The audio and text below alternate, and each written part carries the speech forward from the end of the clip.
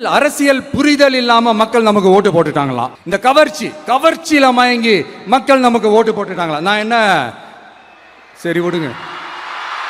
மக்கள் அவங்களுக்கு ஓட்டு போட்டா அந்த மக்கள் நல்லவங்களா, அதே மக்கள் நமக்கு ஓட்டு போட்டா அந்த மக்கள் கெட்டவங்களா? தற்குறியா? இதே மக்கள் தான் இத்தனை வருஷமா உங்களுக்கு ஓட்டு போட்டுட்டு இருந்தாங்க.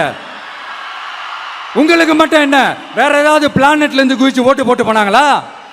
தற்குறியாமா? தற்குறி நல்லா வருது, வேணான்னு பாக்குறேன். அண்ணா அவர்கள் ஆரம்பிச்ச கட்சியை ஒரு அடிமை கூடாரமா ஆக்குனது யாருங்க சார்? இப்படி எல்லாம் ஆக்கிட்டு உண்மையை சொல்லு உடன்பிறப்பேவா. உங்களோட அந்த உண்மையான உடன்பிறப்புக்கெல்லாம் என்ன சொல்றாங்க தெரியுமா சார்? திமுக இப்படி ஆனதுக்கு காரணம், அந்த காரணத்தை வெளியிலலாம் போய் தேடாதீங்க, உங்க குடும்பத்துக்குள்ளேயே கேளுங்கிறாங்க. உங்களுக்காக மாடா உழைச்சி தேஞ்சு போய் கிடக்கிறோம்.